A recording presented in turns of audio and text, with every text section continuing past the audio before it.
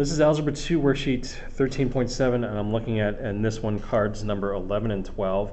I just kind of folded this paper. There's my work from the beginning of 13.7. But in this section, with these two cards, we're dealing with division with remainders. So we're dealing with things that are not going to divide nicely now. In this section, cards 9 through 12 match this. I'm going to look at, again, 11 and 12. So I'm going to do work for number 11 there, and 12 will go there. Excuse me. Now card number 11, I'm going to start by writing that x minus 2 as the left side of my rectangle. And this has a degree of 4, the highest exponent, so I'm going to go 4 across. There's my 4 spaces across. On the bottom, I'm going to have that top expression that I'm dividing into, x to the 4th minus 6x cubed plus 0x squared. It's skipping variables, and you want to represent that on the bottom here so it's easier to combine like terms, plus 18x minus 1. Now, this section tells us that there is a remainder, which means this number should not match the negative 1. It should not be the same. So I'm going to go ahead and start dividing. Remember, this x to the 4th here goes right here. You have to start with that.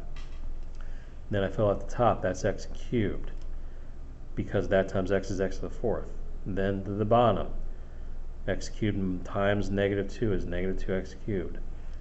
This plus negative 2 should be negative 6, and then negative 4 will work there.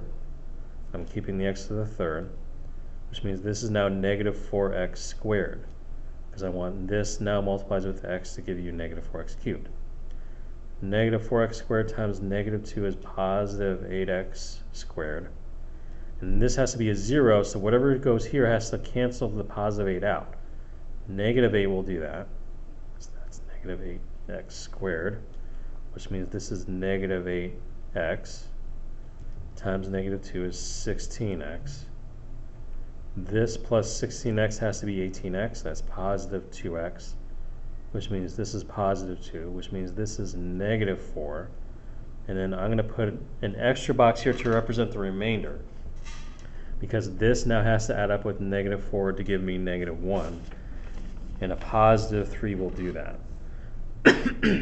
So to represent my entire answer, when I write it, I'm going to start with x cubed minus 4x squared minus 8x plus 2, but then after that positive 2, I have to put the remainder of the 3, which will go over what I'm dividing by, which is the x minus 2. So there is my answer for that division problem with my remainder of 3.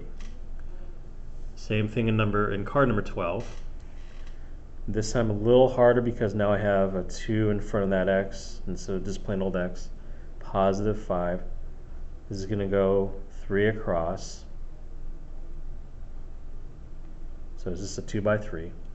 Now on the bottom, my 6x cubed plus 7x squared minus 16x plus 18. They have all the variables there. And remember, since it's a remainder, there is going to be something other than negative 18 there that will not match negative, or the positive 18. So now, again, this has to start here in the top left. The 6x cubed moves right up there. This now becomes 3x squared. 3x squared times 2x is positive 6x cubed. 3x squared times 5 is 15x squared. This plus 15 should be 7, which is negative 8x squared. And if that's hard to do, if it's tough to do that mentally, if you can't think of that right off the top of your head, start at the bottom. Start with 7x squared and subtract the one that's filled in, which is the 15x squared. When you go backwards and subtract, that gives you what's going to go here.